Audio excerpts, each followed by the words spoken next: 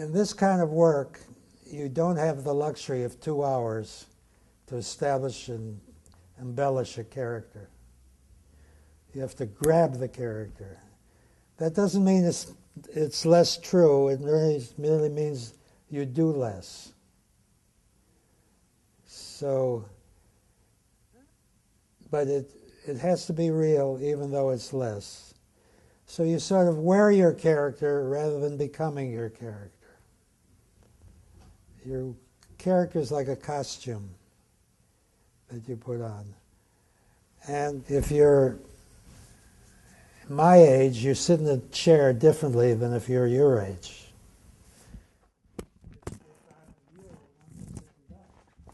I assume the chair is going to be there. I assume I'm going to hit it. If I'm my age, I look first. Right? And that's just a chair. Now when you come to love, and to professions, a doctor generally looks at his watch differently than a day laborer. All of these things you should work out in rehearsal so that who you are becomes second nature to that scene. And the more detail you do give it, the more you can pare away and then come to the essentials. But in rehearsal, I would give it even more detail than I do on this. Sexuality is involved, gender questions, all of that as to who you are. And then the third element is, what's the nature of the problem? And for that, you must get to it as quickly as possible. For example, this is the way an ordinary improv goes. Knock, knock, knock. Yes, come in. Hello, doctor. Hello, Mr. Smith. We can already get rid of knock, knock, come in, right? We're now at hello, doctor. Hello, Mr. Smith. Doctor, I was supposed to hear about my test results today. Right. Well, sit down, Mr. Smith. We can get rid of all that, right? I do have your test results. Doctor, will I live? There it is! 4 words and we've got a whole exposition. Doc, we know who you are, we know who he is, we know the nature of the problem, we're ready to start the scene. Now, I'm not recommending that you always do 4 words. But first of all, always start as late in the scene as you possibly can. In this case, well, Doctor, will I live is the most wonderful 4-word exposition that has who you are, who I am, the nature of the problem, and we're ready for the scene to start. Now, concomitant to that is endings. Now, we always have a lot of trouble with scene endings. And when you do, there's an infallible rule. Look at the beginning. If you have established the problem at the beginning, then your ending falls into place as either solving the problem or giving up on it. But it must refer, and you can't do it was all a dream, or a new character comes in. It has to come from your beginning. It must.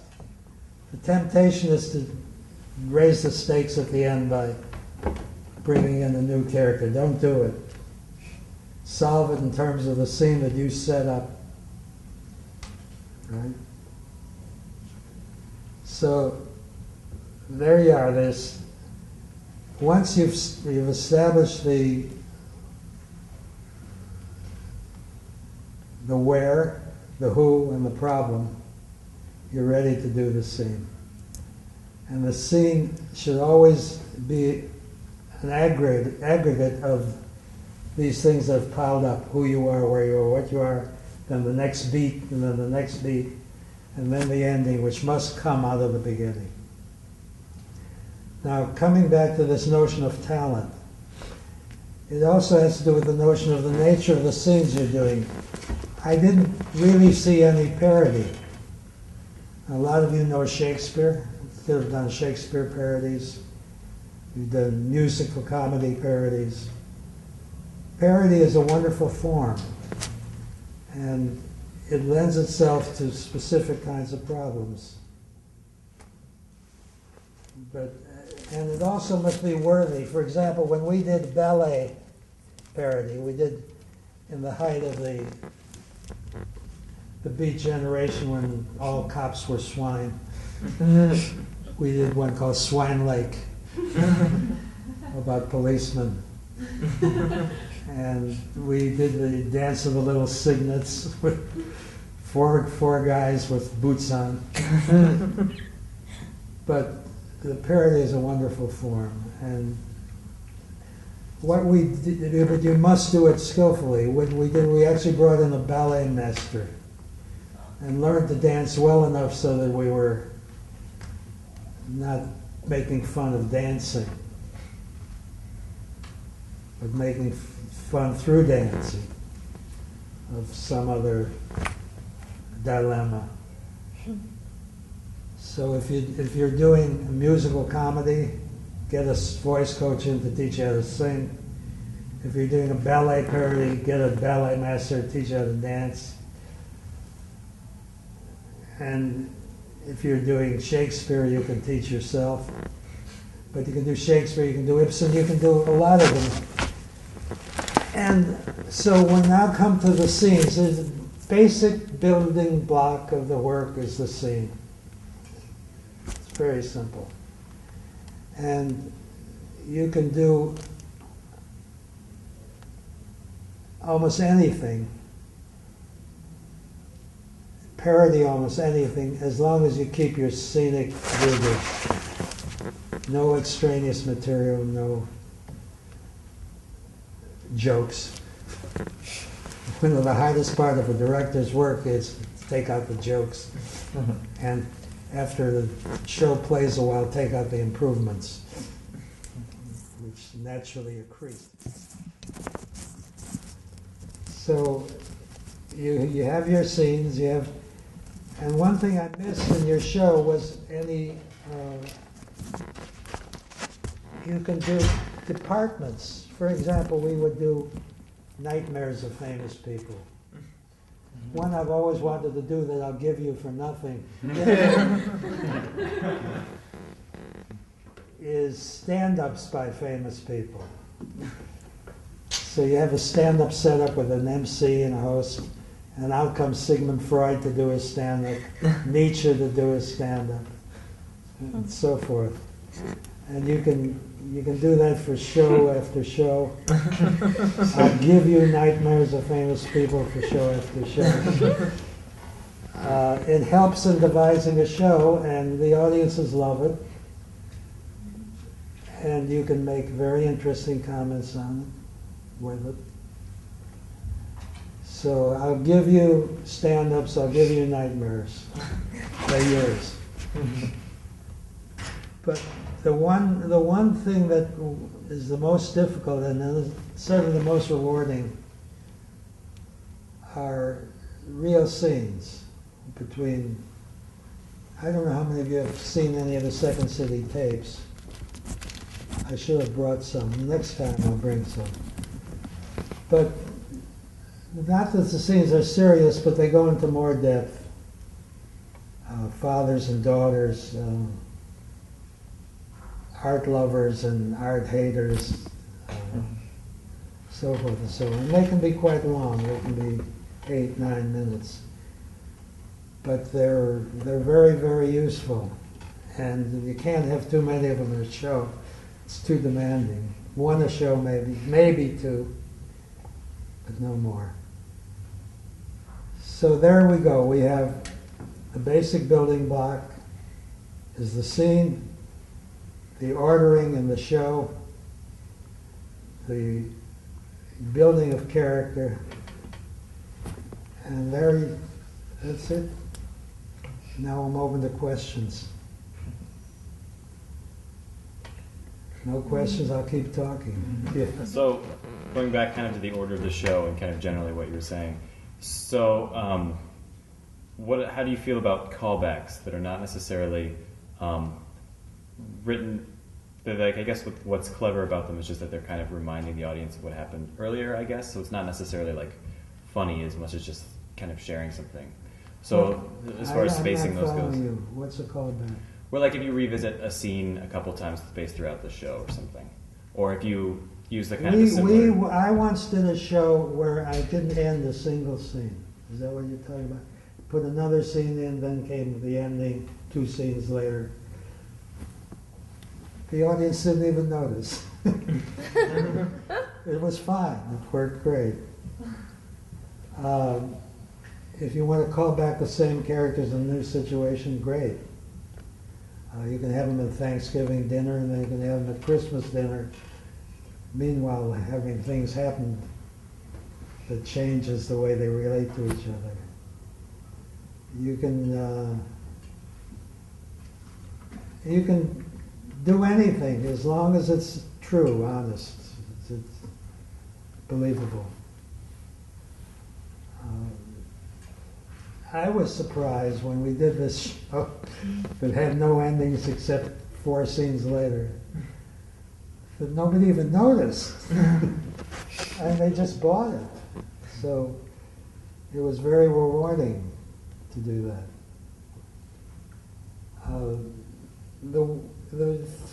Let's run down the forms. There's the blackout, of course, which I didn't. By the way, how do you devise your scenes? And how do you decide? How do you start them? How do you progress them? How do you stamp them finished? First of all, do you write? Mm-hmm. Yeah. Because we never wrote. They write now, but we did everything through improvisation.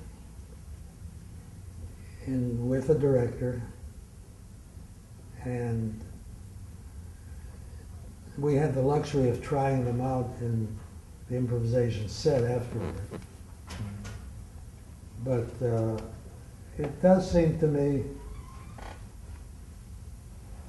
more efficient to improvise than to write. Or you can do both. Do you find there's a difference in the quality of the end product that comes out?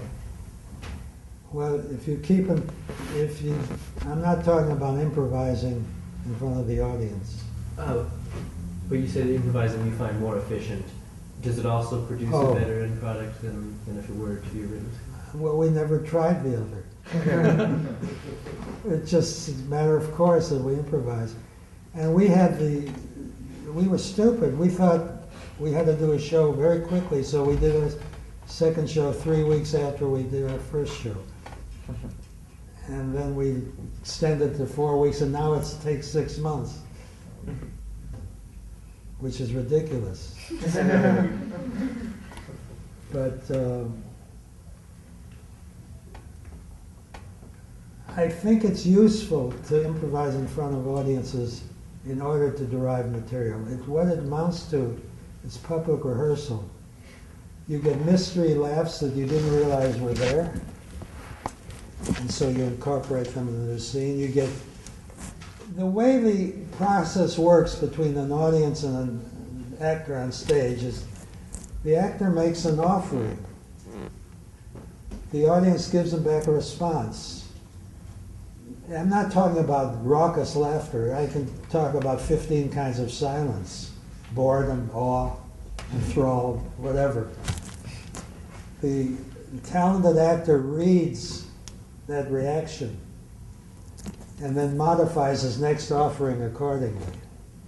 And that back and forth, that reflexive transaction between the audience and the actor is what trains an actor, is what modifies the material, is what gives you the confidence to venture to the next beat. So if you can improvise in front of audiences, not so much as a magic trick as you did, which I'm against anyway, but that's another story. But if you improvise with the sole purpose of public rehearsal, which is what it is, you will find that your stuff gets sharper, more inventive. You can take more chances. You don't have to go through an unlearning period where if you've written something down, you've tried it, it doesn't work, so you do it again. And you sharpen your own skills. I don't know how you do that in your situation. But if you're doing do you do a regular show? That is, you do continuous, or do you just do a show? We do a different show each week. Yeah. So we usually A different show each week. Yeah. material each week. Improvised? Sometimes improvised, sometimes all sketch. Why do you do a different show each week? Is it the size of the audience? Well, we have a pretty loyal audience, I'd say. We have like a core, I guess, audience, and that's just the way it's been. So people come back to see new material, I guess. How big is your audience? It's usually somewhere between 100 and 140. No, I'm talking about the whole population. Oh. Good question. And how many of you play, different people do you play to? I think That's a we good know. question. Yeah. I don't know. I bet. A couple of hundred. Yeah. Maybe. Well, if you You followed want what I recommend, I don't know if it fits into your scheme or not, but I would do my set show, and then I would, instead of improvising at the beginning, as a magic trick, I would improvise for use after the show, so that they've paid their $2 or whatever it costs and received a worked on show, and then they have a bonus. They can watch you fail. Very important, the right to fail. Very important. Yeah. When you talk about improv for use, like, can you explain that a little bit more? Like how would start off a scene and how would use the audience? What you go into the improvisation with are these three things I was talking about. Who are you? Where are you? What's the nature of your problem? You decide that in advance. If you're taking suggestions for the improv based on, then people start thinking about how they fit these three mandates into that scene subject.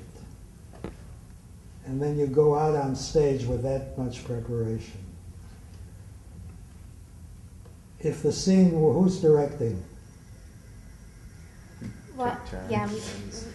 So So a if lot of different. whoever is directing, it would be useful to tape this, by the way. Whoever is directing will pick out the scenes that show promise in their minds, and then you work on it in rehearsal. Then you put it back in the improv set, not by claiming it's an improv, but by informing the audience there's a scene you're working on.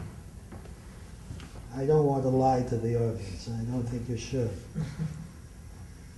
But it's perfectly acceptable to use them as part of your rehearsal process. And it's what it amounts to.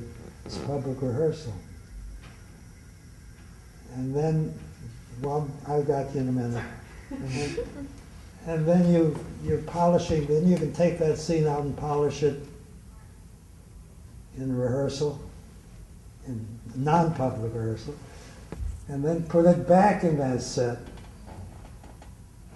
and see if it works, so that by the time you're ready for a new show, you've got material that's been tested and worked on and polished and highly successful. Yeah, So you'll have to speak up, I'm a little hard of hearing. So you think pretty much that improv is a tool, not an end product. Like, is there any value in like I'll tell you what I think of improvisation. Objectively, it fails 90% of the time. objectively, your mission is not to, for me, that's my unpopular view. Your mission is not to show the audience how clever you are. Your mission is to form a community of discourse about certain topics that are interesting to you and your audience. And the neater you can make that, the more artistic you can make that, the more relevant you can make that, the better the experience. Because what this kind of work is young people talking to young people about their common dilemmas. And if you're wondering why the world beset by problems, worries, whatever, and you come to the off campus and you find discourse about these very things that are bothering you. Are they yours alone? Are they the communities? Are you... That's the function of the work, is to identify and solve the problem of growing up.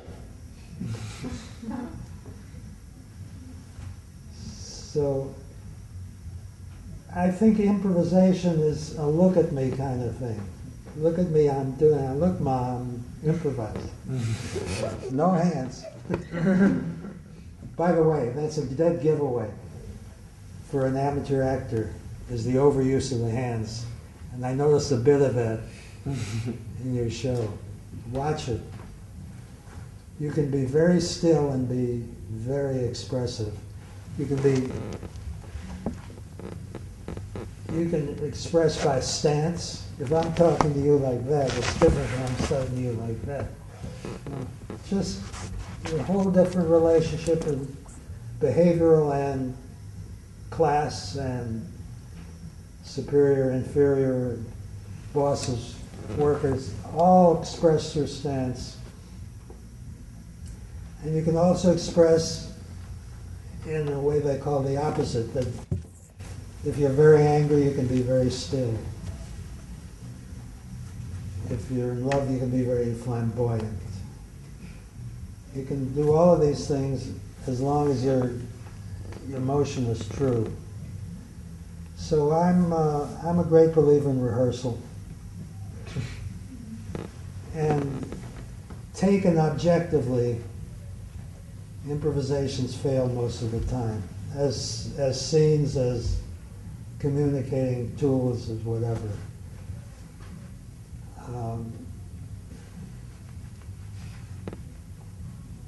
Hello. It's cliche. Yeah. Going back to, I guess, process a bit. Yes. Do you recommend any specific exercises or even just philosophies in terms of creating an ensemble out of a group of actors? Yeah. If you buy my book, I've read it. the exercises in there are what I'd recommend. But I guess more philosophically even than just exercise. Well, here's the way I would approach certain aspects of the work. You're looking for scene material, you're looking for things that will bring people together. Turn the world upside down. Put famous people in ordinary situations, for instance. Like, do a scene in Scalia's house where his kids are having an argument and he's being adjudicated. Pick up the paper and just turn everything around. And then take famous people and ordinary people and put them in, famous people and put them in ordinary situations that a different class would be. For example, when there was a baseball strike, we had these millionaires walking the picket line, uttering labor slogans, and it was very interesting. The other thing you want to do is bring foreign elements into your own orbit. For example, we wanted to do a scene about the Irish situation, the Catholic Protestant too. Now we would be it would be hubris on our part to pretend that we knew the ins and outs of the situation and play it in Ireland. But what we did do, since we were interested, was put it in an Irish bar in Chicago with a fire-eating IRA ready for everybody to die, and a Protestant prostitute. We were able to cover the situation from our limited knowledge and have a scene going at the same time. So put the unfamiliar into a familiar setting, put the high and mighty into a low, keep transforming the material. It works.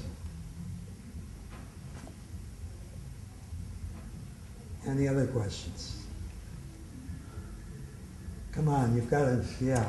Can you think of other like habits that you see people fall into in like early stages, like beginning actors or? I started to say, forget the use of your hands. The hallmark of a beginning actor is the fear they can't communicate, and what they're doing is trying to make the point with their hands, and the audience reads it. The audience reads everything. The audience reads, from birth they've learned to read insecurity. You go to a piano concert, they all do the same thing. The lights go down, the lights come up, the pianist walks out, who takes 32 steps, puts one hand on the piano, bows, and you say, oh shit, he's never going to make it. Another pianist takes the same number of steps, puts his hand in the same place on the piano, bows, and it'll be all right. What is it? We've learned to read insecurity, the way the arm swings in relation. Something that you can't control, I don't even notice. But if you want an exercise, the exercise in being someone else in a strange situation and being confident. There's a moment when each of us, no matter how plain we are, is beautiful. And that's when we're a bride. Brides are beautiful. They're totally focused on being brides. I'm a bride and I'm beautiful. And you say, yes. She's a bride and she's beautiful. Well, you have to be a bride on stage all the time. You have to be so focused. This is what made, for example, John Belushi a meteor. He was so focused on everything he did, totally, utterly, without question, that he dominated the stage. People are jumping up and down here, and he's quietly standing over there, and you're looking at him. Because he's focused and they're not. The first Mayor Daley had that. The little round man walks into a room, everybody looks. And it's something you don't control, and also it also leads to the fact that you're forgiven nothing by the audience. They read it. They know, do I remember my lines? Gee, I'm not sure of this scene. What do I do next? They'll read it. So you have to be totally in the moment. Totally in the moment all the time.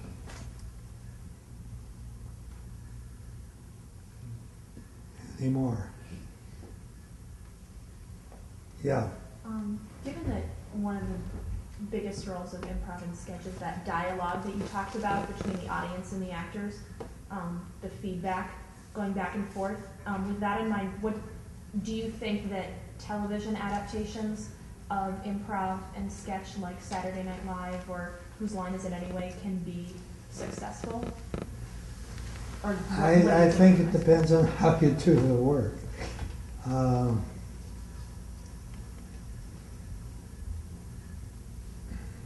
I guess I'm asking, do you think the absence of the live dialogue takes away too much? Say it again. I guess I'm asking, does the absence of the live dialogue when you translate comedy from a stage to a television, does that inherently? Well, they have live. They do live. They do it in front of an audience. Is that what you mean? No, that's okay. I'm not wording it right.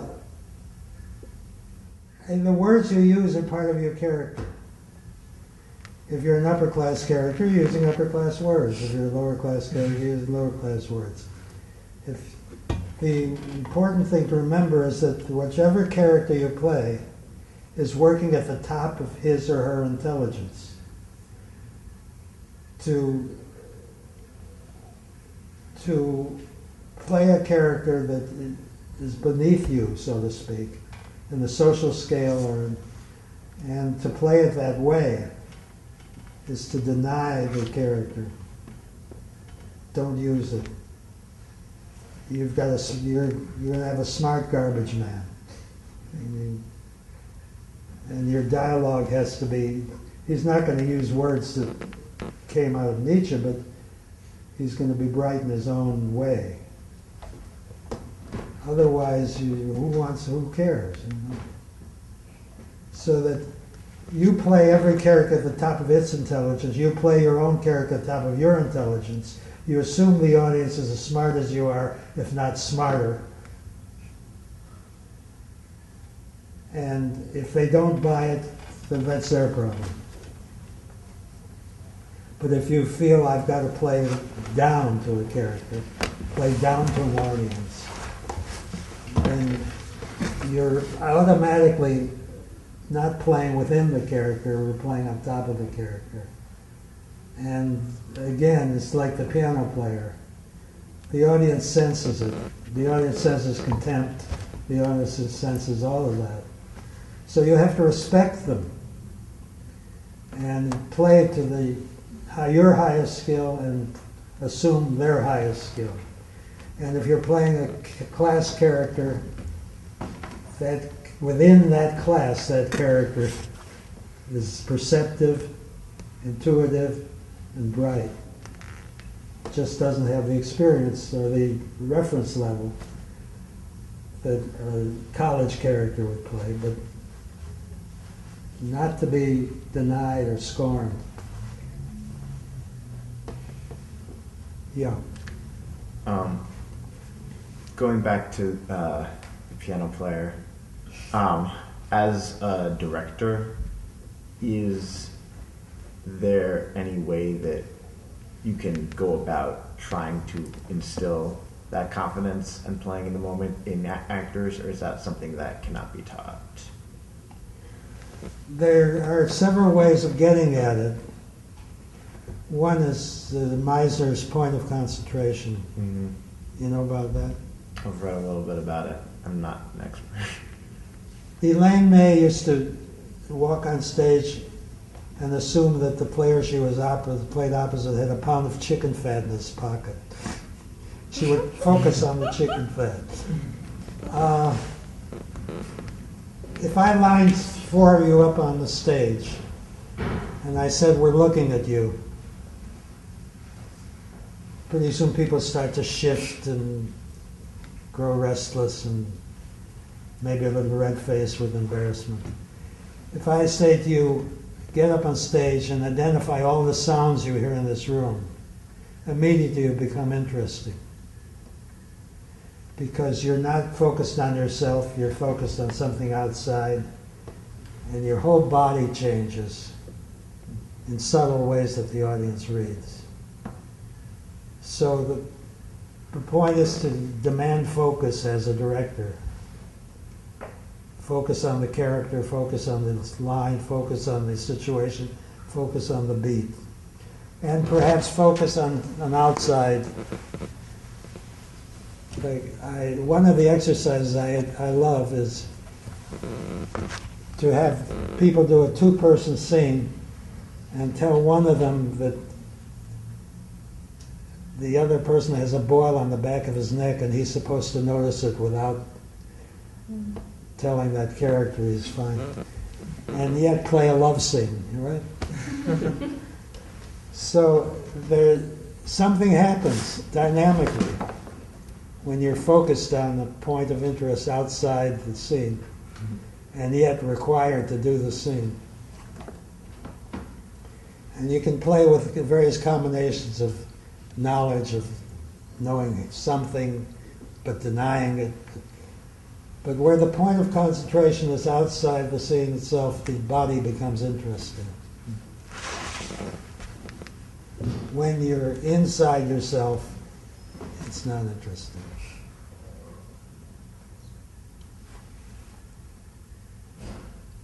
Yes? I was wondering if you could talk a little bit more about the distinction between wearing a character and being a character, and how much of the necessity for wearing a character is dictated by the form. I think the operative word is truth. You can do less in this kind of work, especially. As I said, you don't have 2 hours to build a character. You must grab the character. But you must grab something true about the character. You can't... This business I showed you about age. The beginning actor was playing an old man like this. Well, old men deny that. You know? You see that? Yeah. Okay. It's very, or you play a kid by hopping up and down. Like, forget it. As a director, as an actor, forget it.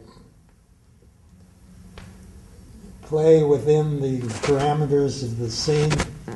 Play with truth. Play with honesty. And play from within. You arrive at it from without, but you play it from within. It's a very important notion. Mamet is the one who started the play it from without idea, and he's right.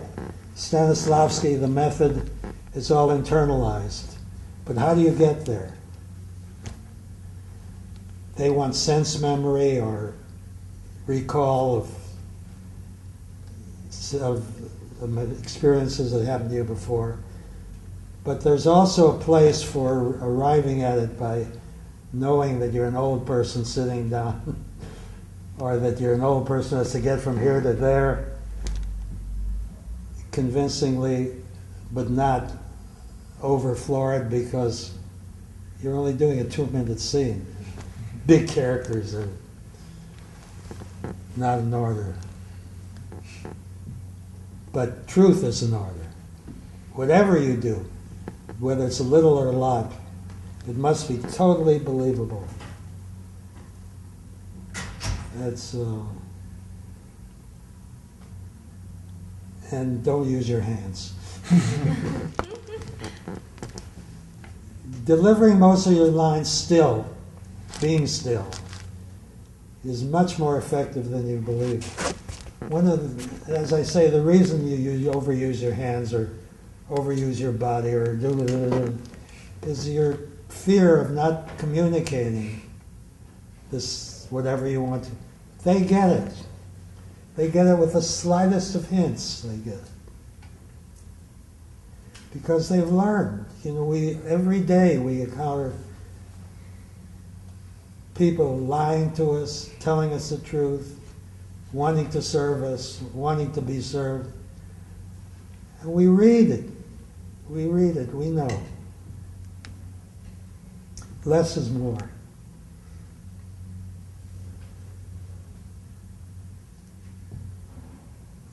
Any more?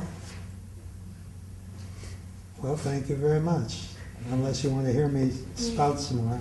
Well, less is more. I just ask one more question. I'm just thinking about scenes and how, and you were talking about starting it as late into the scene as you can. I just always have a hard time. I always have like ideas that don't have like a shape, like an arc and then a clear finish. Like, how important are like? I think Sometimes that I feel like I think that is totally dictated by how you set up the problem. Every scene is, everybody in the scene has to have a want. That want, by the end of the scene, is either satisfied or it's not satisfied, but it's resolved. So what you're setting up, as I said, look at the beginning, look at your problem. What have I set up? Have I set up a man or a woman who's determined to have someone marry her, or have I a woman who's determined to conquer Everest, or whatever I've set up? Then the ending is, I conquered Everest, or I haven't, right? So the arc is very simple. It's satisfying whatever you want you set up in the beginning. And if you haven't set up a proper want, or followed it through, then look at the beginning and start over. Always, if you haven't found an ending, look at the beginning. Always, always. And then solve it in terms of what you set up, or set it up properly so that you can solve it. I'm thinking about how you were saying improvisation can be about like, look at me, but then thinking about being on stage is having to be a bride at all times, so that there's a difference between like, look at me and just like compelling people to look at you. It's a matter of focus. Yeah. When I say a bride, it means that the bride has excluded all doubts from her mind. Mm-hmm. She's excluded all problems.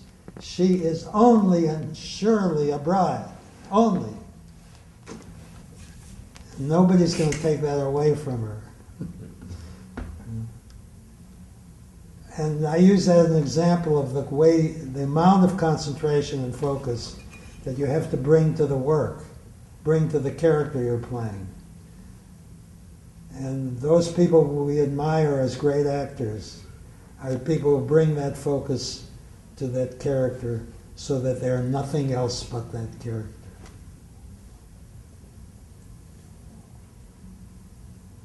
And you can cultivate that. You can do it. Even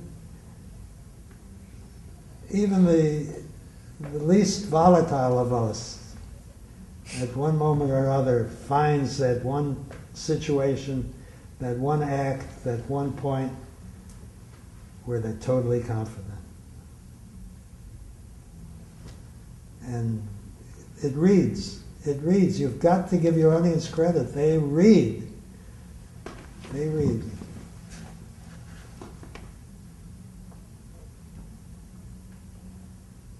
Ooh. Why is everybody so glum? Probably final exams. Thinking back to the example that you gave about setting your scene, about the Protestant Catholic Irish conflict in an Irish bar in Chicago as opposed to in Ireland, I'm thinking about the complications of writing about social things that are unfamiliar to you as a writer or as a performer. Like what other advice would you have for, say, performing a male character as a woman, or writing a scene, set in a social environment that's unfamiliar to you? I think it's a matter of truth. How do you find it? If you're a woman playing a man, why do you want to do that? You got cast that way? And I would look at it and try to find if that's what you really want to do, I would try to find a context. And that's where parody comes in very well. You can do South Side Story, for instance. That's what I would do if I were directing here. And I would make room for that transformation within South Side Story, right? It's important, by the way, to do a lot of music, which I missed. Funny songs are very, very difficult. In the whole 50 years of Second City, we've had 6, 7 maybe. But musical comedies and musicals and opera are all parody ready. And maybe you can write a funny song. The point is that music is an essential element of the work. And it's one of those avenues that I spoke about where you're exhibiting new talents, different talents. You can sing, you can act musical comedy. And coming back to Shakespeare, it seems to me that there are so many Shakespearean situations in the world and the campus that Julius Caesar.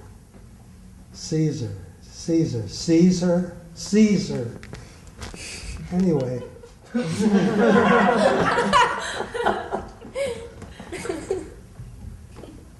Use everything that you know. Use everything. Use yourself to the highest order of the work.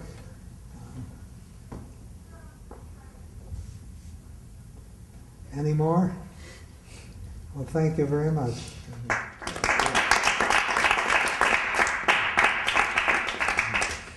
Sure you have no more questions. I'm just getting hot. Maybe people. Yeah.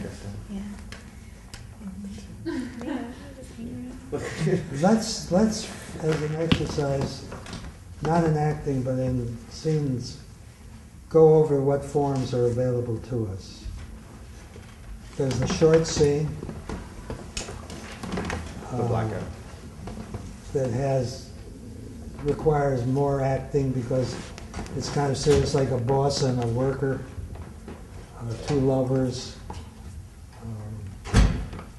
brother and sister, whatever.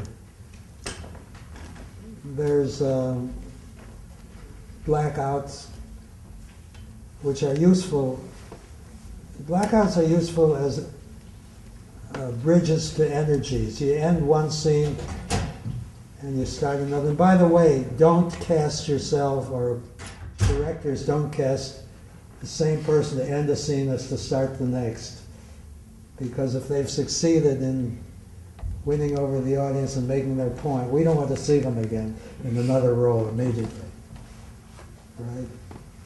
So if you end the scene as you're the main character ending a scene, don't let yourself be involved in starting the next scene. Wrenching the audience is too much. Why am I saying this? What were we talking about? Different kinds of scenes. Right. Then there's, as I say, parody, which you can do Ibsen, you can do Shakespeare, you can do ballet, you can do opera, and all tuned to your present situation. There has to be a conformity with what's going on and what you're satirizing and parodying, and the parody itself.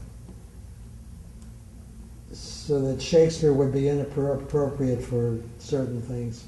Musical comedy would be inappropriate for certain, but appropriate for others.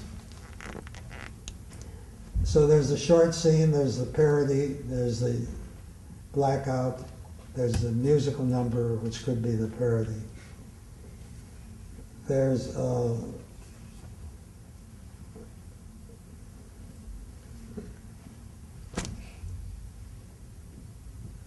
group scenes, which are very, very hard and very, very important.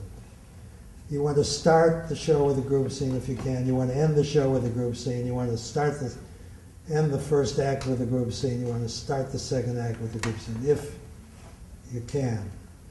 Minimum, you end with a group scene and you start with a group scene. Minimum. What are some of the pitfalls of group scenes? Sorry? What are some of the pitfalls of group scenes that make them especially hard? Well, every scene should have as much content as it can bear. If you have a group scene without content, without a lot of content, then you don't want it. But the only pitfalls are falling in love with your own jokes. at the expense of the scene.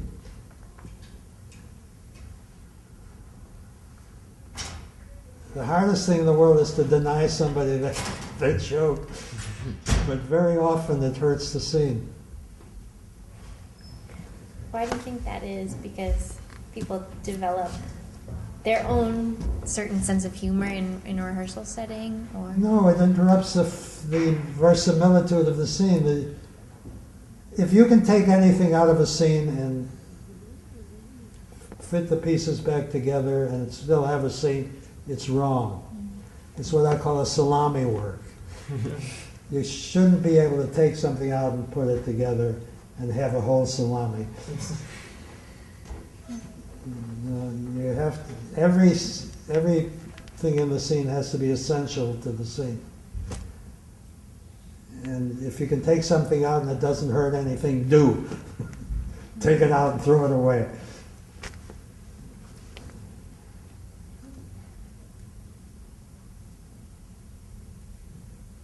You're smiling. Salami? I get it. That's funny too. Okay, well, if you'd like to go further into some of these things, I'll be glad to do it another time. Yeah. I have a quick question. You were talking about parody and using things like Shakespeare and ballet, but how much credit should you actually give your audience? Because I feel it could be very alienating to audience members if you reference, let's say, Macbeth, and there are people in the audience who aren't really familiar with that play. That's all right. If you construct it properly, you have A, the parody level, and B, the scene level. The scene level can make the thing available to anybody.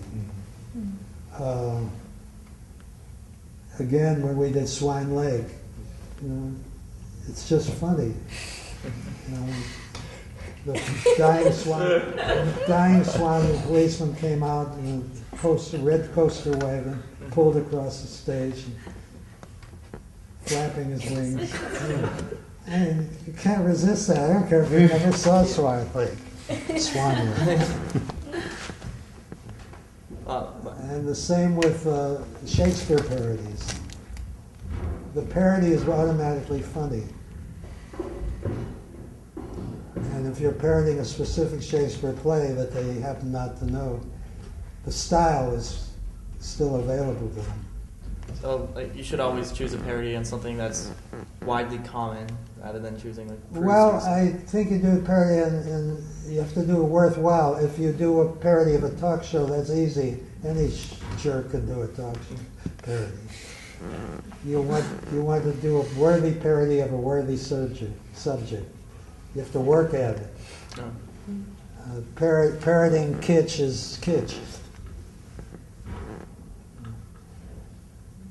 So you also have to tune the subject to the parody, so that if you're doing Richie Daley as Swan Lake, it doesn't work. But if you do him as Comedy of Errors, it would work. Because there's no real relationship between he and the ballet, and the story of the ballet.